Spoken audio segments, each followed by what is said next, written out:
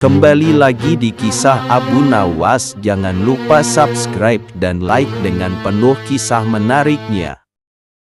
Rahasia 3 Pintu Istana. Kisah baru, menarik, lucu, penuh intrik.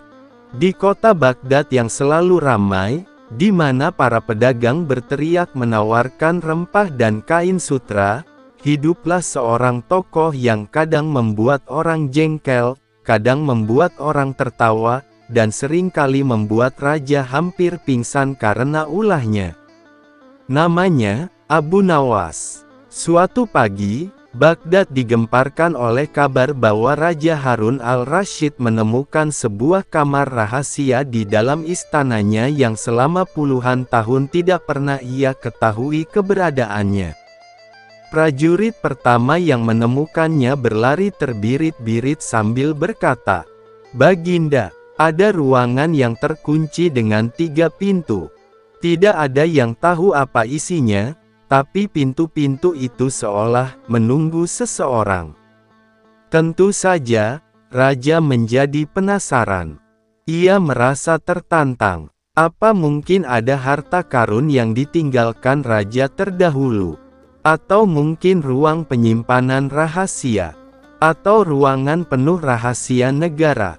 Namun ada satu masalah, tidak ada satupun orang yang mampu membuka ketiga pintu itu. Prajurit mencoba, penasihat kerajaan mencoba, bahkan tukang kunci terbaik dari seluruh Baghdad sudah didatangkan, namun tidak ada hasil. Akhirnya, dengan sangat terpaksa, raja berkata, "Panggil Abu Nawas." Semua orang langsung saling pandang. Ada yang tersenyum, karena tahu Abu Nawas selalu membawa solusi unik. Ada yang meringis, karena takut Abu Nawas justru membuat masalah baru. Abu Nawas datang ke istana. Dengan santai dan tanpa rasa cemas, Abu Nawas memasuki aula istana. Ia membawa tongkat kayu pendek, seolah ia datang bukan untuk memecahkan misteri besar, melainkan sekadar jalan-jalan. "Baginda memanggil saya," katanya sambil membungkuk hormat.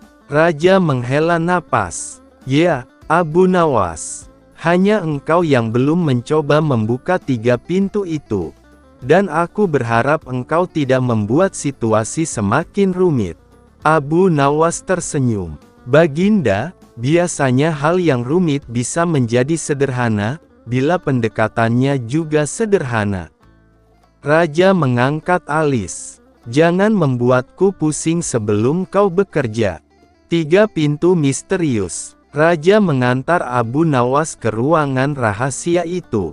Di dalamnya, ada 3 pintu besar, masing-masing memiliki tulisan aneh di atasnya. Pintu pertama, barang siapa masuk, tidak akan kembali. Pintu kedua, barang siapa masuk, akan kehilangan sesuatu. Pintu ketiga, barang siapa masuk, akan menemukan kebenaran. Semua penasihat istana berbisik-bisik ketakutan. Sungguh mengerikan. Pintu pertama pasti jebakan. Pintu kedua justru lebih berbahaya. Namun Abu Nawas tertawa. "Baginda," katanya sambil menunjuk ke tulisan 3 pintu itu, "sebelum saya buka, izinkan saya bertanya satu hal." "Apa itu?" tanya raja. "Siapa yang menulis ini?" Raja mengerutkan dahi. "Tidak ada yang tahu. Ruangan ini sudah terkunci mungkin puluhan tahun." Abu Nawas tersenyum miring. "Kalau begitu, mungkin tulisan itu tidak menakutkan, hanya menyesatkan." Teka-teki dimulai. Abu Nawas mendekati pintu pertama. Ia mengetuknya perlahan dengan tongkat kayunya. Suara pintu itu menggema, tapi tidak ada suara lain. Kemudian ia berkata pelan, "Jika seseorang masuk dan tidak kembali, mungkin pintu ini adalah pintu yang tidak memiliki jalan kembali. Mungkin hanya ada satu arah." Semua penasihat saling melongo. "Apa maksudnya?" Abu Nawas tidak menjawab. Ia melangkah ke pintu kedua. Barang siapa masuk, akan kehilangan sesuatu. Ia mengulang tulisan itu. Bisa jadi sesuatu yang hilang, bukan barang. Bisa saja rasa takut, atau beban pikiran, atau kesombongan. Raja mulai tertarik.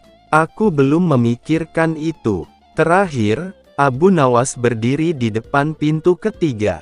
Dan pintu yang katanya menemukan kebenaran, biasanya yang seperti itu bukan tempat yang nyaman. Raja mengangguk. Abu Nawas menoleh dan berkata, "Baginda, boleh saya membuka pintu pertama?" Semua penasihat langsung panik. "Jangan, bahaya. Biarkan raja saja yang memutuskan." Raja mengangkat tangan menenangkan mereka. Biarkan Abu Nawas mencoba. Pintu pertama dibuka. Dengan santai Abu Nawas menarik gagang pintu pertama. Pintu itu terbuka perlahan, mengeluarkan suara berderit yang panjang. Semua orang memegang napas. Ketika pintu terbuka penuh, mereka semua menatap ke dalam. Dan, ternyata, ruangan itu buntu. Tidak ada apa-apa. Tidak ada lubang jebakan. Tidak ada harta karun. Tidak ada buaya. Tidak ada jin. Hanya ruangan kosong yang ujungnya sebuah dinding batu. Penasihat kerajaan langsung jatuh terduduk. Astaga, ini cuma ruangan kosong. Jadi maksud tulisan itu apa? Abu Nawas tersenyum dan berkata, "Barang siapa masuk, memang tidak akan kembali. Karena dia tidak bisa terus melangkah. Ia pasti kembali ke tempatnya semula." Raja tertawa keras. Jadi tulisan itu cuma permainan kata. Pintu kedua dibuka. Abu Nawas berjalan ke pintu kedua. Semua orang kini tidak terlalu tegang, tapi tetap penasaran. Ia membuka pintu itu, dan di dalamnya terdapat cermin besar. Cermin tinggi dan lebar, berdiri di tengah ruangan. Raja memijat pelipisnya. "Ini, apa maksudnya?" Abu Nawas berkata, "Barang siapa masuk ke sini akan kehilangan sesuatu." Ia kehilangan ilusi tentang dirinya. Karena cermin tidak bisa dibohongi. Penasihat kerajaan saling pandang. Ada yang merasa malu karena melihat kenyataan dirinya yang tidak ideal. Ada yang memalingkan muka. Raja mengangguk pelan. Benar juga. Pintu ketiga dibuka. Semua orang kini menunggu pintu terakhir dengan penuh penasaran. Pintu ini bertulisan, "Barang siapa masuk, akan menemukan kebenaran." Ketika pintu ketiga dibuka, semua orang terkejut. Di dalamnya terdapat kotak kecil, sangat sederhana, hampir seperti kotak tempat menyimpan bumbu dapur.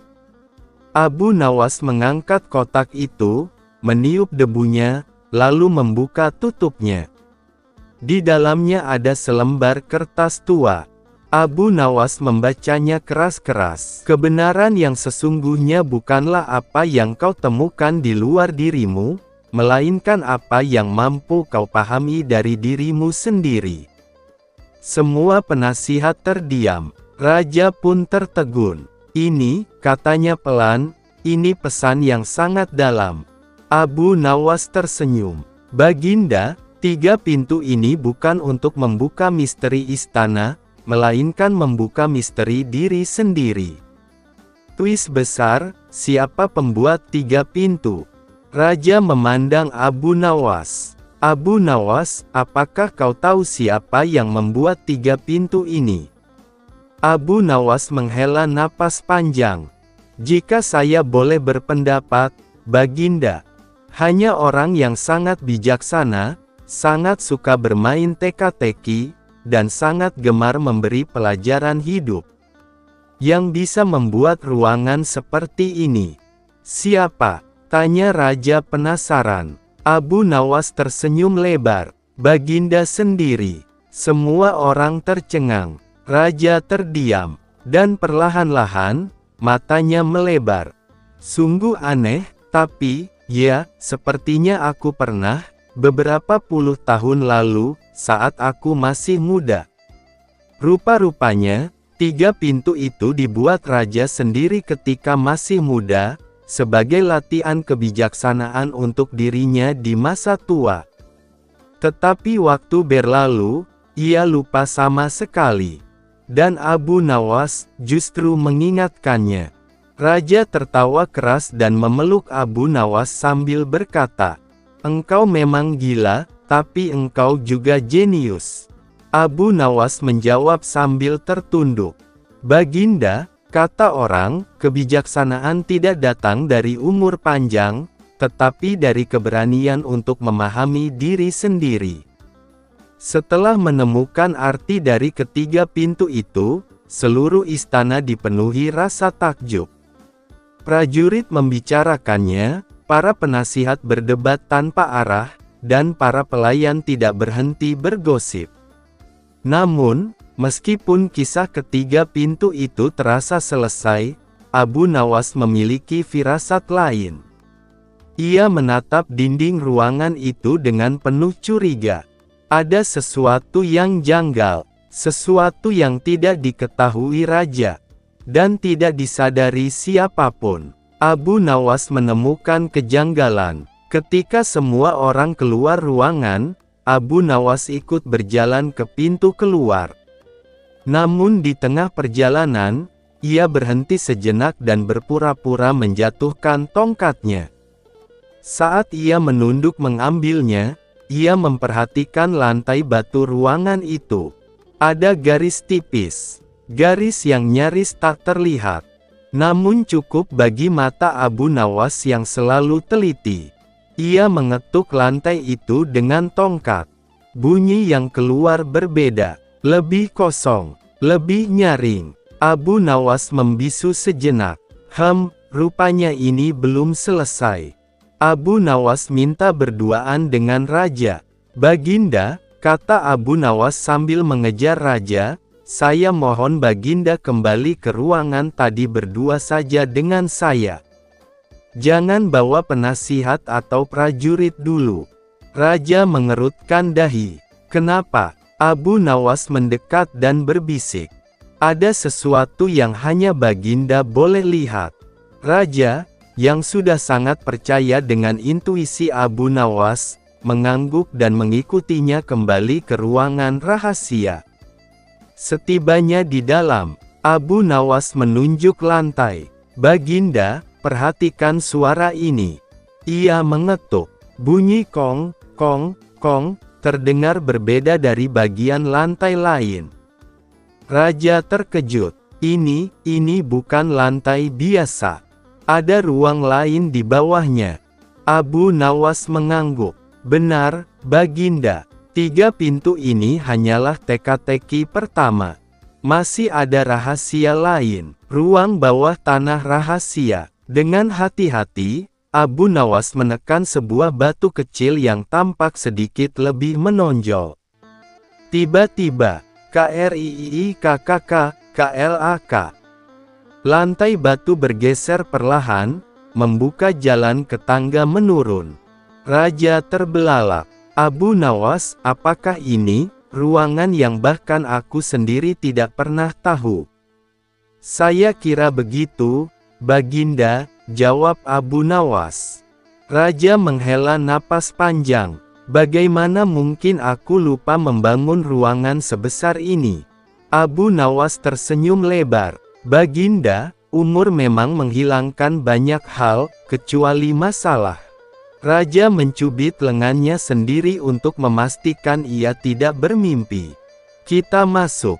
tanya raja. "Tentu, Baginda." Turun ke kedalaman. Lampu minyak dinyalakan. Abu Nawas dan raja menuruni tangga yang berdebu. Semakin ke bawah, udara semakin dingin dan lembab. Mereka tiba di sebuah lorong panjang. Di dindingnya terdapat ukiran-ukiran kuno. Simbol-simbol aneh. Lambang kerajaan yang lebih tua dari masa Raja Harun al-Rashid. Raja bergumam, ini lebih tua dari istana itu sendiri." Abu Nawas memeriksa ukiran itu. Baginda, lihatlah ukiran ini. Ada 3 burung, 3 bintang, dan 3 kunci. Raja mengangguk pelan. Jadi 3 pintu tadi hanyalah permukaan dari teka-teki yang lebih besar.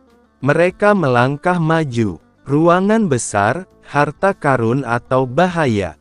Setelah berjalan puluhan langkah, mereka tiba di sebuah pintu batu besar. Di atasnya tertulis, barang siapa membuka pintu ini harus siap menanggung akibat kebenaran. Raja menelan ludah. Abu Nawas, apakah ini aman? Saya sendiri tidak tahu, Baginda. Tapi kebenaran memang seringkali menyulitkan. Raja memijit pelipis. Baiklah, ayo buka. Dengan tenaga bersama, mereka mendorong pintu batu itu. Gedderrrr. Pintu itu terbuka, dan di baliknya, terdapat ruangan luas berisi harta emas, permata, manuskrip kuno, dan baju zirah berlapis emas.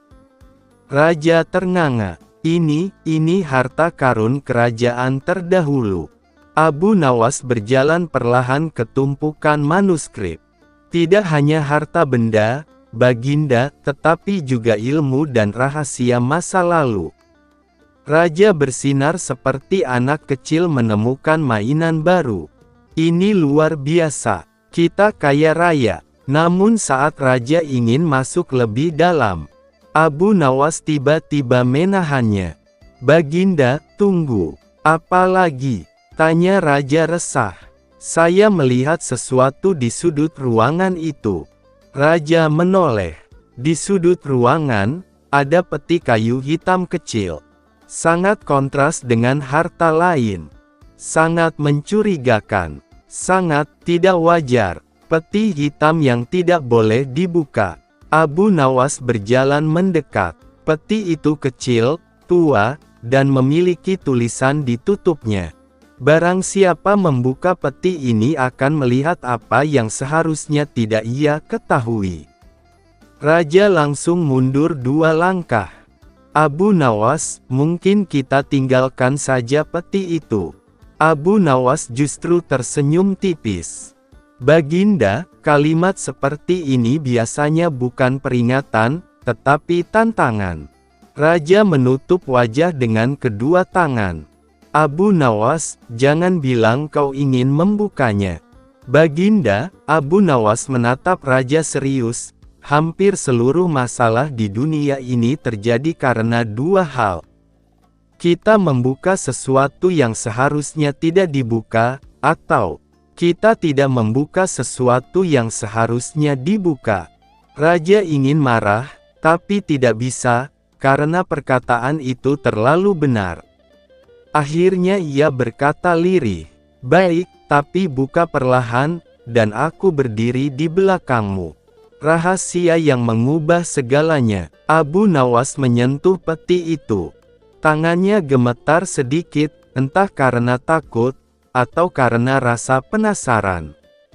Ia membuka kancing pengaitnya. Klik, ia perlahan mengangkat tutup peti. Dan di dalamnya, mereka menemukan, bukan harta, bukan racun, bukan jebakan, melainkan selembar surat tua. Abu Nawas mengambilnya dan membaca. Wahai penguasa masa depan, ketahuilah bahwa kerajaan ini tidak akan runtuh karena perang atau kekeringan, melainkan karena rahasia para pemimpinnya sendiri. Raja langsung pucat. Ini maksudnya apa, Abu Nawas? Abu Nawas mengambil napas panjang. Baginda, saya rasa, ini bukan sekadar ruangan rahasia. Ini pesan untuk para pemimpin, agar mereka tidak lupa diri. Raja terdiam. Surat itu tidak berisi ancaman. Tidak berisi ramalan buruk. Tetapi berisi peringatan moral. Dan saat raja hendak berbicara, tiba-tiba, krak, sebuah suara keras terdengar dari balik dinding. Raja dan Abu Nawas langsung menoleh. Abu Nawas memicingkan mata. Baginda, sepertinya ada pintu rahasia lagi. Raja langsung memelototkan mata. Abu Nawas, berapa banyak pintu dalam istanaku? Abu Nawas tersenyum kecil. Mungkin cukup banyak hingga cerita ini belum akan berakhir, Baginda. Abu Nawas berjalan pulang dari istana setelah memberikan ceramah singkat mengenai kebijaksanaan dan amanah pemimpin. Malam itu, langit tampak gelap pekat, dan suara petir sesekali menggelegar. Udara berubah lembab, angin bertiup dari arah sungai, tanda bahwa hujan deras akan segera turun. Namun Abu Nawas justru tersenyum kecil. Ia tahu benar bahwa setiap tanda alam bukan hanya sekadar fenomena, tapi bisa menjadi pelajaran. Dan entah mengapa, hatinya terasa tenang, seolah sesuatu akan terjadi malam itu, sesuatu yang akan menguji akal dan keberaniannya lagi. 1. Hujan yang turun tanpa kompromi. Tak lama setelah ia masuk ke rumah kecilnya, hujan turun sejadi-jadinya. Raung angin malam seperti menjerit, mengetuk-ngetuk pintu kayu dengan kuat. Abu Nawas menuangkan teh hangat ke cangkir, duduk di tikarnya, dan membaca sedikit kitab tafsir. Tiba-tiba, terdengar suara teriakan dari luar. Abu Nawas, tolong, air naik, sungai meluap. Abu Nawas membuka pintu. Seorang anak kecil setengah berlari di tengah hujan, pakaiannya basah kuyup. Wajahnya panik. Ayahku memintamu datang, air masuk ke rumah kami. Abu Nawas tidak banyak bertanya. Ia mengambil jubahnya, menutupi kepalanya, dan keluar ke tengah badai. Rumah-rumah di pinggir sungai tampak mulai terendam. Air menggenang setinggi mata kaki dan terus naik cepat. Beberapa warga sudah mulai mengangkat barang-barang mereka ke tempat yang lebih tinggi. Namun Abu Nawas memerhatikan satu hal, sungai tidak hanya meluap, airnya tampak seperti didorong oleh arus kuat dari hulu. Ini bukan hujan biasa, gumamnya. 2. Warga ketakutan. Abu Nawas tetap tenang. Di tengah kekacauan itu, banyak warga berteriak. Ini azab. Ini karena dosa kita. Tidak. Ini akibat ulah orang-orang yang menebang pohon di hulu sungai. Abu Nawas mengangkat tangan dan berkata dengan tegas. Ketenangan adalah pintu pertama menuju keselamatan. Orang-orang langsung diam. Banjir ini bukan azab. Banjir adalah peringatan bahwa kita lalai menjaga alam. Dan setiap masalah bisa dihadapi dengan akal yang jernih. Sesuai dugaan Abu Nawas, warga langsung meminta pendapatnya. Lalu apa yang harus kita lakukan? Abu Nawas tersenyum. Pertama, jangan panik. Kedua, ikuti saya. 3. Rencana gila Abu Nawas. Abu Nawas mengambil seutas tali panjang milik seorang nelayan. Ia meminta 5 pemuda untuk membantunya, lalu berjalan menuju jembatan kecil yang hampir terendam. Apa yang akan kau lakukan, Abu? Tanya salah satu pemuda. Aku ingin melihat dari mana sumber kekuatan arus ini. Pemuda itu terkejut. Engkau ingin menyelam di malam hujan begini? Tidak, jawab Abu Nawas, saya ingin mengukur seberapa besar ancaman sebelum mengambil keputusan.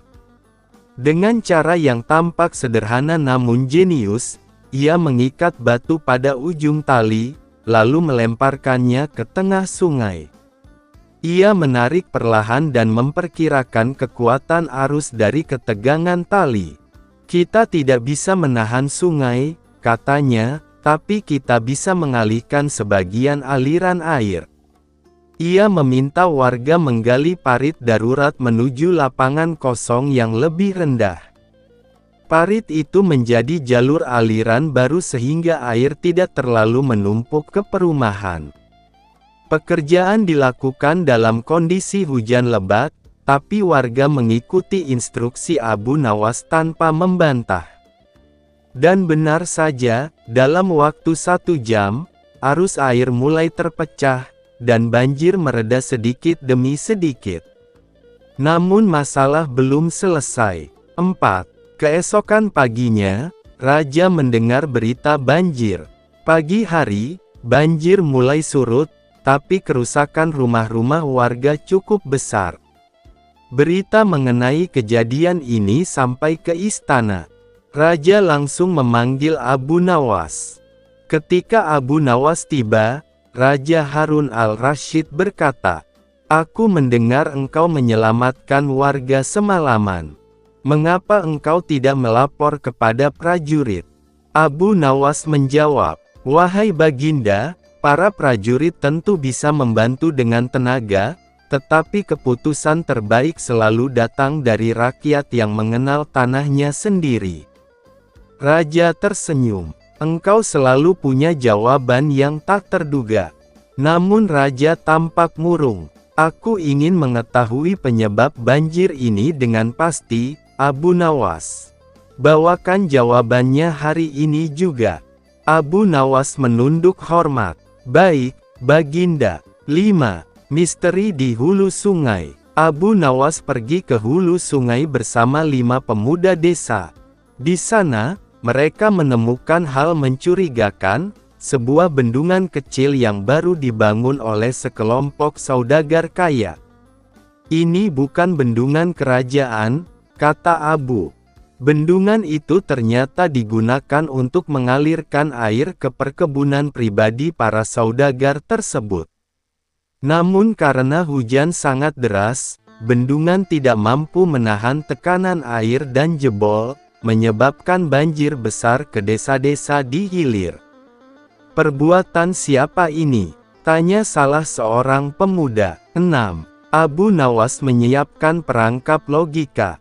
Abu mengundang para saudagar itu ke istana tanpa memberitahu alasan sebenarnya. Sesampainya mereka di hadapan Raja Harun al-Rasyid, Abu Nawas berkata, "Baginda, saya telah menemukan penyebab banjir." Para saudagar mulai gelisah. "Siapa pelakunya?" tanya Raja. Abu menjawab, "Ada sekelompok orang yang membuat bendungan tidak resmi, mengambil air sungai untuk kepentingan pribadi, lalu ketika bendungan itu jebol, seluruh rakyat terkena imbasnya." Raja menatap para saudagar. "Apakah itu benar?" tanya Raja dengan nada ancaman. Namun para saudagar tidak berani mengaku. Mereka hanya diam, menunduk. Abu Nawas lalu berkata, "Jika mereka tidak berani mengaku, izinkan hamba bertanya satu hal, siapa di antara kalian yang merasa sungai ini adalah milik pribadi?" Para saudagar pun terjebak. Mereka tahu jika mereka mengangkat tangan, itu sama saja mengakui kejahatan. Tapi jika mereka tidak mengangkat tangan, maka Raja bisa menghukum mereka karena telah melanggar aturan tanpa izin. Sebelum mereka sempat menjawab, Abu Nawas berkata, "Wahai Baginda, sungai tidak pernah menolak memberi air kepada siapapun. Tetapi yang membuat masalah adalah manusia yang merasa air itu hanya hak mereka." Raja langsung mengerti. Penjarakan mereka sampai mereka mengembalikan seluruh kerugian rakyat. Para saudagar gemetar ketakutan. Abu Nawas mendapat penghargaan tak terduga. Setelah urusan selesai, Raja berkata kepada Abu Nawas, "Engkau tidak hanya menyelamatkan rakyat dari banjir, tetapi juga membersihkan kerajaan dari keserakahan. Apa yang kau inginkan sebagai hadiah?" Abu Nawas berkata, "Baginda, saya hanya ingin satu hal." "Apa itu?" "Sediakan lahan datar di dekat sungai untuk dijadikan taman umum. Bukan untuk saya, tapi untuk rakyat yang rumahnya rusak. Mereka membutuhkan tempat untuk memulai lagi." Raja terharu. Permintaanmu menunjukkan hatimu lebih luas daripada sungai itu. 8. Penutup yang menghangatkan hati. Beberapa hari kemudian, taman itu dibangun. Warga desa bekerja bersama-sama. Mereka menanam pohon, merapikan tanah, dan membuat tempat bermain untuk anak-anak. Dan di tengah taman itu, sebuah papan kecil dipasang. Tulisan pada papan itu berbunyi, "Banjir menguji kekuatan, kebersamaanlah yang menyelamatkan." Abu Nawas melihat tulisan itu sambil tersenyum. Ia tahu, selama manusia belajar dari musibah dan tidak mengulangi kesalahan yang sama, maka setiap bencana akan berubah menjadi keberkahan. Dan begitulah, kisah Abu Nawas dan banjir itu menjadi cerita yang dikenang oleh seluruh rakyat selama bertahun-tahun. Angin berembus kencang, rumput-rumput berpendar, cahaya bergoyang seolah menundukkan kepala pada sosok berjubah hitam yang berdiri di depan gerbang emas raksasa. Abu Nawas merasakan bulu kuduknya meremang. Meski ia terkenal cerdik, situasi ini jauh dari pengalaman mencari akal untuk mengelabui sultan atau wazir. Ini adalah dunia lain, penuh keajaiban yang belum pernah ia pahami. Sosok berjubah putih berdiri di samping Abu, namun tidak ikut maju. Ia hanya berujar tenang, "Ingatan dan kecerdikanmu adalah senjata. Aku hanya pengantar. Setelah ini, semuanya bergantung padamu." Abu menelan ludah. "Tentu saja begitu. Dalam hidupku memang tidak pernah ada yang mudah," gumamnya setengah kesal. Sosok berjubah hitam melangkah maju. Suara langkahnya tidak terdengar, tapi setiap gerakan memunculkan gelombang udara. Wajahnya tidak terlihat, hanya dua cahaya merah samar di balik kegelapan tudungnya. "Abu Nawas," suaranya menggema di langit. "Kau manusia yang katanya paling cerdik. Negeri cahaya tidak memilih pemenang, negeri ini memilih mereka yang kalah namun menang." Abu tersenyum garing. "Oh, bagus sekali. Aku sering kalah dalam hidup. Barangkali aku calon pahlawan sejak dulu." Tanah bergetar, entah karena gurauan Abu atau karena musuh mulai marah. Sosok berjubah hitam mengangkat tangan. Angin menjadi dingin, udara menegang. "Untuk masuk melalui gerbang emas, kau harus memenangkan pertarungan melawanku. Namun bila kau menang dengan cara biasa, gerbang akan tertutup selamanya. Bila kau kalah, namun menang, gerbang akan terbuka." Abu mengusap wajahnya. "Aku ini manusia biasa. Bagaimana bisa kalah tapi menang? Kalau kalah ya kalah, selesai sudah." Sosok hitam bergetar seperti kabut gelap yang sedang menahan tawa. "Itulah alasan kau dipanggil ke sini. Lihatlah, perjuangan ini bukan otot, tapi otak." Di tangannya muncul sebuah pedang dari bayangan. Tajam, panjang, mengeluarkan aura hitam yang menggetarkan. Sementara itu Abu tidak memiliki apa-apa kecuali pakaian yang melekat di tubuhnya.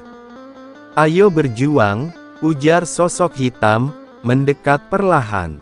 Abu melangkah mundur. "Tunggu dulu, siapa bilang aku siap? Ini tidak adil. Kau punya pedang, aku bahkan tidak punya sendok." Sosok hitam berhenti. "Adil atau tidak, hanya ada dua pilihan, bertarung atau menyerah." Kata "menyerah" menggantung lama di udara. Abu Nawas terdiam, mengingat tulisan di gerbang. Dilarang masuk kecuali bagi mereka yang dikalahkan namun menang. Kalah, tapi menang. Abu kembali menatap sosok hitam. Ia mencoba mencari celah. "Kalau aku tidak melawan, apakah itu berarti aku kalah?" "Benar," jawab sosok hitam cepat. "Tidak melawan berarti kalah telak. Kalau aku menyerah sekarang di awal, apakah aku kalah? Kau kalah mutlak, jawab sosok itu. Tapi gerbang akan terbuka jika aku kalah, kan? Untuk pertama kalinya sosok hitam terdiam. Angin berhenti berembus. Kalah namun menang, ulang Abu pelan, seolah berbicara pada dirinya sendiri. Mungkin arti menang di sini bukan mengalahkan musuh, melainkan mengalahkan ego. Ia menatap sosok hitam, kemudian mengangkat kedua tangannya tinggi-tinggi. Aku menyerah. Gemuruh terdengar, bukan dari tanah, tapi dari langit. Cahaya pada gerbang berdenyut. Sosok hitam tampak terkejut. Aku menyerah sepenuhnya, lanjut Abu. Tak aku lawan, tak aku balas. Kalau memang kau ingin menang, menanglah. Aku tidak akan menghalangi. Sosok hitam menggenggam pedangnya lebih erat. Kau memilih kalah. Tanpa perlawanan. Abu mengangguk. Bukan karena takut, tapi karena aku sadar, kadang kemenangan bukan membuktikan diri yang paling hebat. Terkadang yang menang adalah mereka yang merendah. Angin tiba-tiba berhenti total, sunyi seperti kuburan. Gerbang emas bergetar pelan, lalu mengeluarkan bunyi klek. Bagaikan kunci terbuka, cahaya memancar kuat. Sosok berjubah hitam menunduk perlahan. Kau menang, tapi barusan aku menyerah, kata Abu bingung. Sosok hitam tertawa kecil, suara pertama yang terdengar manusiawi dari dirinya. Kau menang, karena kau tahu kapan harus kalah. Wajah sosok hitam akhirnya tampak. Bukan monster, bukan iblis, melainkan sosok lelaki tampan dengan mata gelap yang teduh. Ia tersenyum. Aku penjaga gerbang pertama.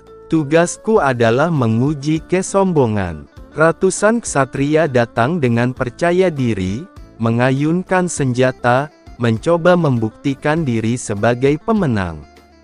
Mereka semua kalah, karena mereka tidak tahu kapan harus kalah.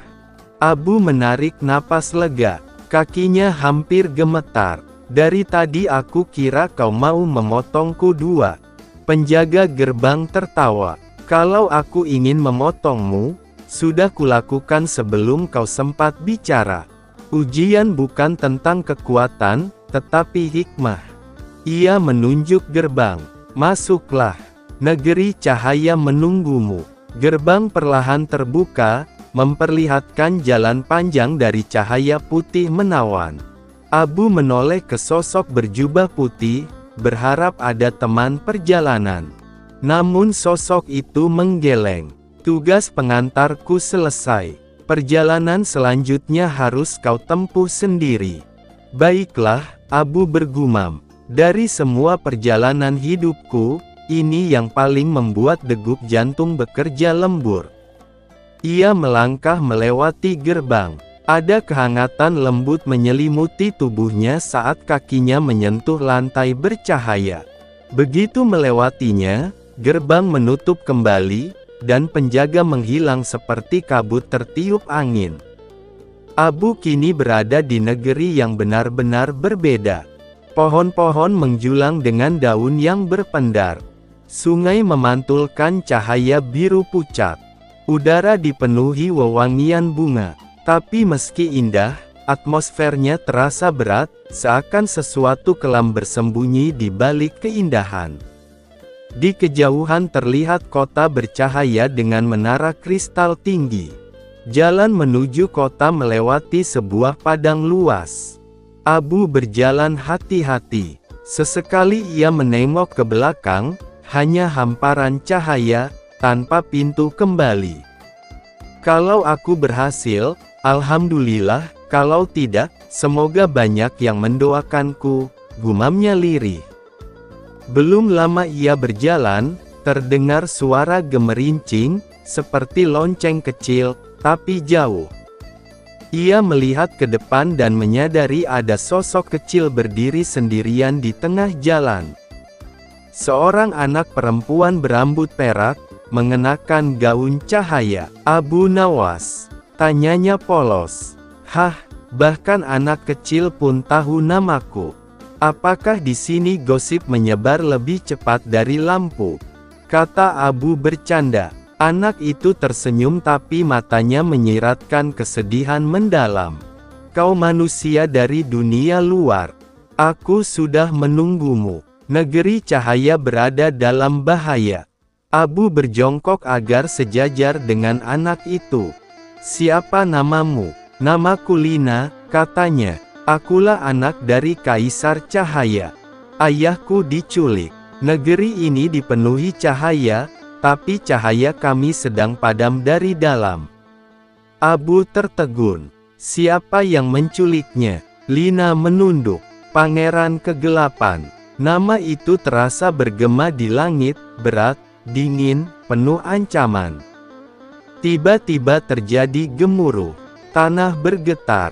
Dari balik bukit muncul makhluk besar, tingginya seperti dua rumah bertumpuk, berbadan seperti singa tapi bersisik seperti naga. Matanya memancarkan cahaya merah. Lina memekik. Itu penjaga kedua. Dia menjaga jalan menuju kota. Abu langsung berdiri. Bagus, bagus. Tadi baru mau istirahat, sekarang malah dijamu singa naga. Makhluk itu mengaum, suara kerasnya membelah udara. Abu masih ingat pesan penjaga sebelumnya, ujian tidak bisa dilawan dengan kekuatan. Makhluk raksasa itu menyerbu. Tanah bergetar hebat.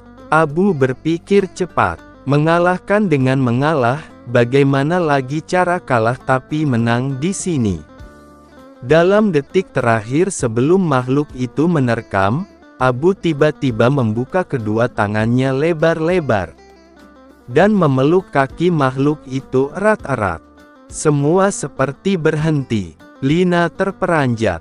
Makhluk itu membeku, tidak jadi menyerang. Abu menutup mata dengan pasrah. Kalau kau mau menginjakku, injaklah. Aku tidak akan melawan. Perlahan, suara mengerikan makhluk berubah menjadi isakan. Makhluk besar itu berlutut, gemetar, dan menangis. Aku tidak pernah dipeluk, tidak pernah diperhatikan, semua orang takut padaku, tidak ada yang mau mendekat. Suara makhluk raksasa terdengar seperti suara lelaki dewasa yang sedang patah hati. Selama ini aku menjaga jalan ini, tapi semua yang lewat selalu memandangku sebagai ancaman, tidak ada yang melihatku sebagai makhluk. Abu menepuk paha makhluk itu.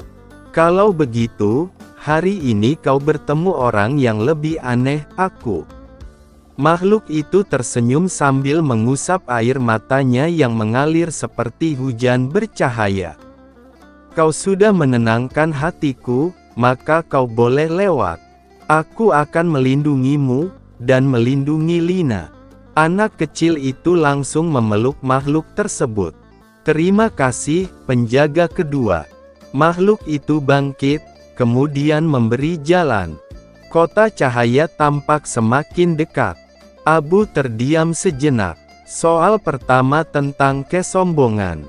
Soal kedua tentang ketakutan dan kesepian. Negeri ini jelas bukan tempat untuk berkelahi, tapi tempat untuk menguji hati.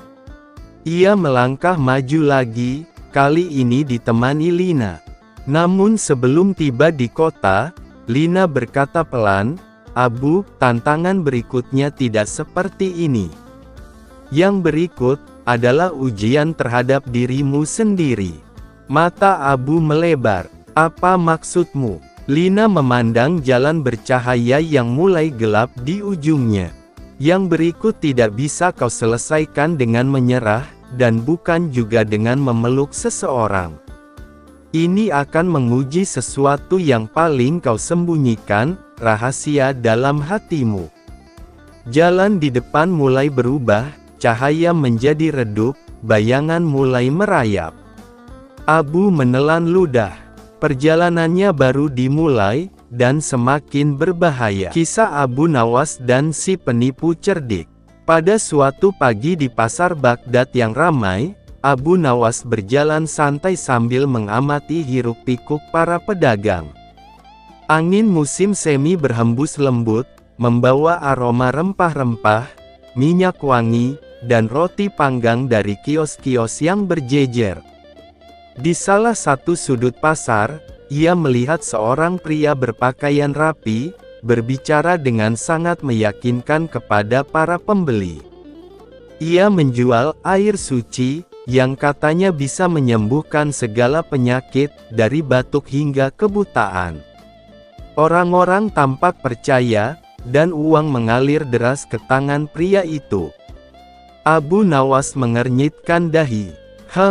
Di Baghdad ini ternyata bukan cuma ulama dan pedagang yang cerdas.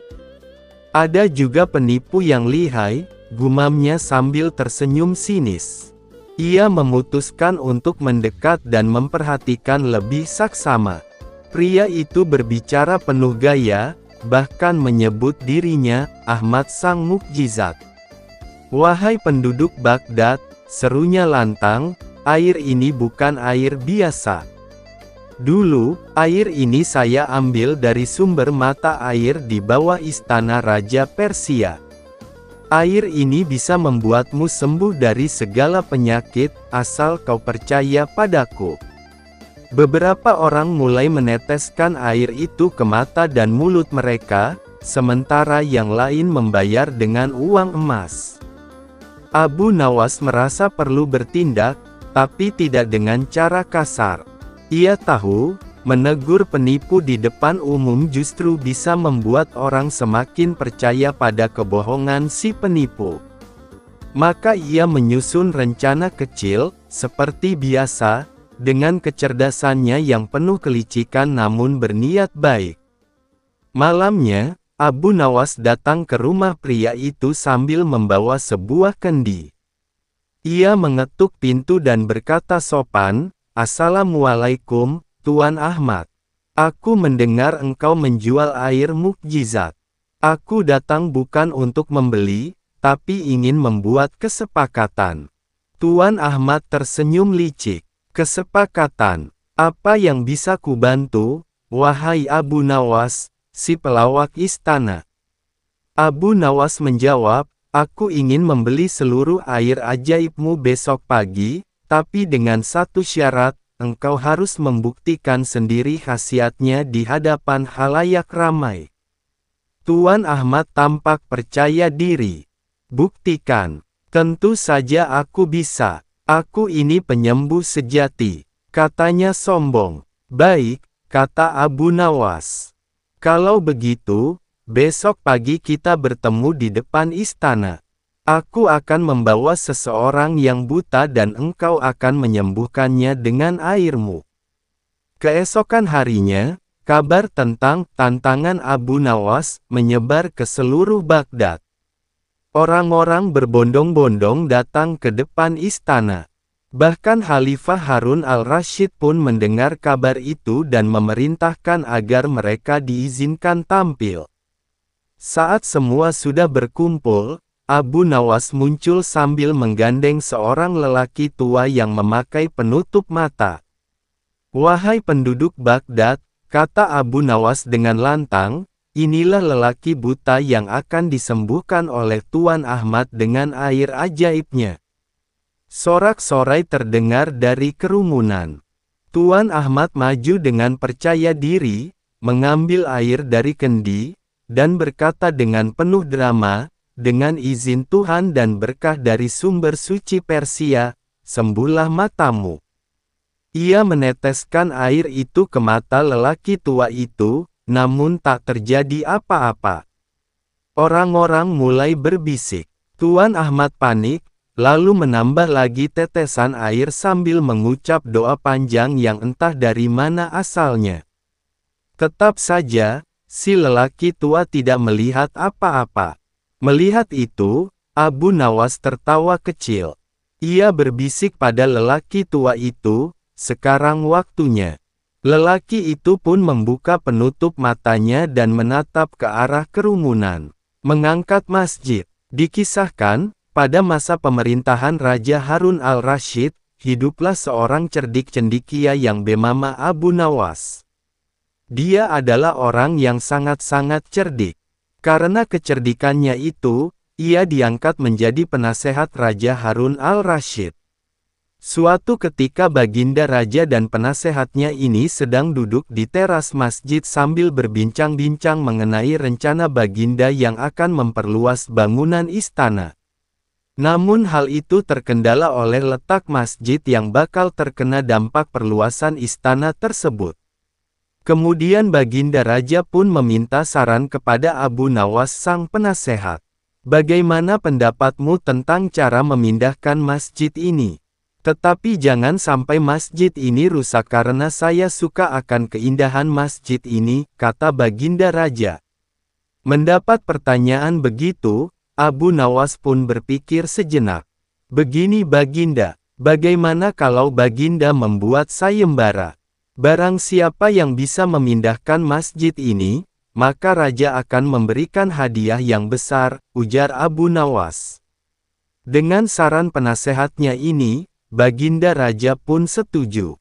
Baiklah kalau begitu, segera umumkan kepada rakyat, barang siapa yang dapat memindahkan masjid tanpa ada kerusakan sedikit pun, maka akan kuberi unta sebanyak 50 ekor, kata Baginda Raja. Maka diumumkanlah sayembara Baginda Raja ini ke masyarakat, sehingga gemparlah rakyat atas sayembara Raja tersebut. Banyak rakyat yang mendaftar dengan tim-tim yang bervariasi jumlahnya. Hingga pada hari yang telah ditentukan, maka seluruh rakyat berkumpul di depan masjid yang akan dipindahkan tersebut. Wahai rakyatku yang kucintai, aku mengadakan sayembara ini untuk membuat istana supaya lebih megah, sehingga bangsa lain akan lebih hormat dengan negara kita.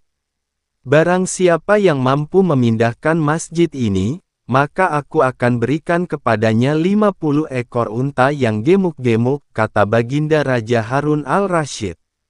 Rakyat pun menyambutnya dengan tepuk tangan.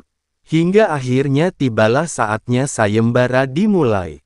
Namun dari para peserta yang mendaftar ini tidak ada satu pun yang sanggup memindahkannya, sehingga Baginda Raja pun menjadi bingung.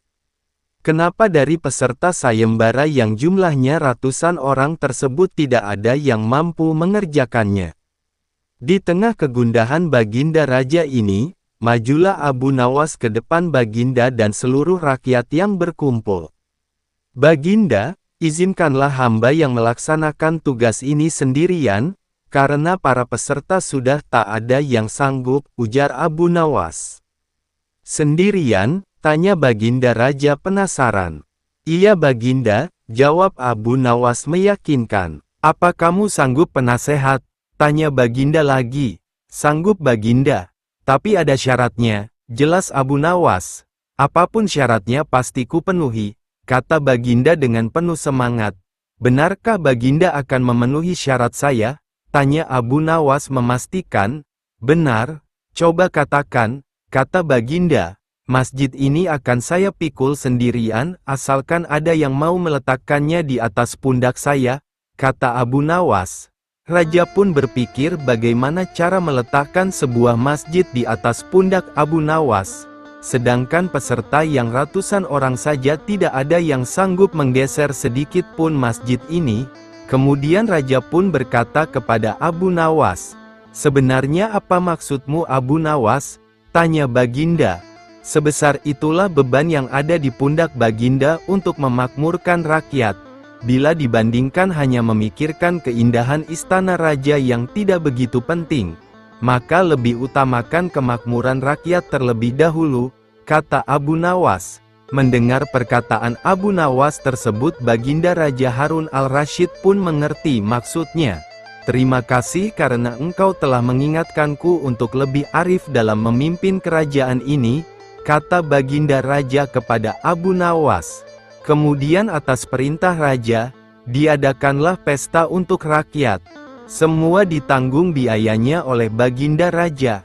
Terhindar kemarahan istri. Diam-diam ternyata Abu Nawas memiliki istri yang pencemburu.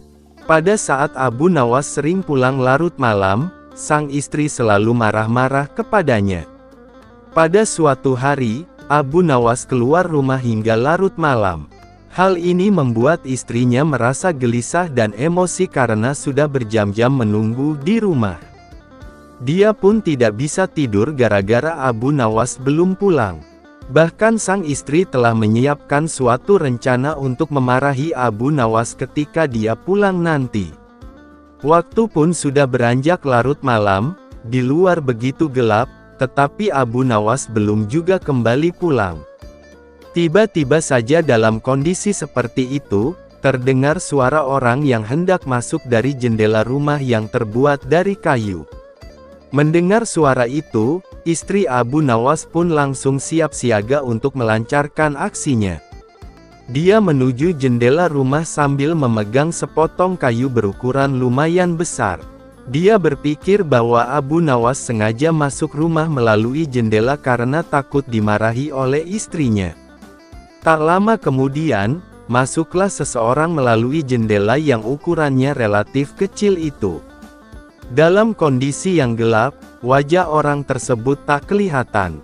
Akan tetapi istri Abu Nawas yang sudah tersulut emosinya langsung saja memukulkan kayu yang dibawanya ke orang tadi. Dia memukul secara membabi buta hingga membuat orang yang dikira suaminya itu jatuh tak berdaya ke lantai. "Ampun, ampun," ujar orang tersebut. Tentu saja pukulan membabi buta yang dilakukan istri Abu Nawas tersebut membuat orang itu terkapar tak berdaya di lantai rumah. Istri Abu Nawas pun merasa puas dengan tindakannya ini, menganggap bahwa perlakuan itu setimpal dengan kesalahan suaminya, Abu Nawas. "Ayo cepat bangun, lain kali jangan diulangi lagi dengan pulang larut malam," kata istri Abu Nawas dengan nada tinggi. Setelah ditunggu beberapa menit, orang tersebut tidak bangkit-bangkit dari pingsannya. Istri Abu Nawas pun mulai penasaran dengan keadaan orang tersebut. Dalam keadaan cahaya yang kurang itu, istri Abu Nawas berusaha melihat dengan seksama orang yang telah dipukulnya tadi. Dan betapa kagetnya istri Abu Nawas, ternyata orang yang dipukulnya tadi bukan suaminya. Dia tidak mengenal sama sekali wajah orang yang dipukulnya itu. Dalam kondisi seperti itu, istri Abu Nawas kemudian menyebut orang itu sebagai pencuri, pun kemudian berteriak sekeras-kerasnya. "Ada pencuri, tolong, tolong, tolong," teriak istri Abu Nawas ketakutan. Tentu saja teriakan istri Abu Nawas membuat warga di sekitar rumah Abu Nawas berhamburan keluar ingin menangkap pencuri tersebut. Tak lama kemudian, banyak warga yang sudah berkumpul di rumah Abu Nawas. Mereka kemudian menangkap dan mengikat pencuri yang masih pingsan di lantai rumah. Para warga pun terkejut dengan kejadian tersebut, karena ada seorang pencuri yang dapat ditangkap dan ditaklukkan oleh seorang wanita. Bahkan pencuri itu babak belur dipukuli oleh istri Abu Nawas. Wah, hebat sekali, pencuri ini sampai pingsan tak berdaya di lantai. Mungkin butuh berminggu-minggu agar bisa pulih kembali seperti sedia kala, kata salah satu warga. "Maaf Pak, saya tak bermaksud menyakitinya. Apalagi sampai separah itu, hanya suatu kekeliruan saja," kata istri Abu Nawas berusaha menjelaskan. "Kekeliruan bagaimana?" tanya warga tersebut. "Tadi dia masuk melalui jendela dapur. Saya kira suami saya yang baru pulang. Makanya langsung saja saya pukuli tanpa ampun," jelas istri Abu Nawas lagi. Tak berapa lama kemudian Abu Nawas pun datang di tengah-tengah mereka, terkejut melihat banyaknya warga yang berkumpul di rumahnya. Setelah mendengar cerita pencuri yang babak belur dihajar istrinya, dia pun tersenyum kecut dan bersyukur dalam hati, "Untung saja bukan saya yang dihajar.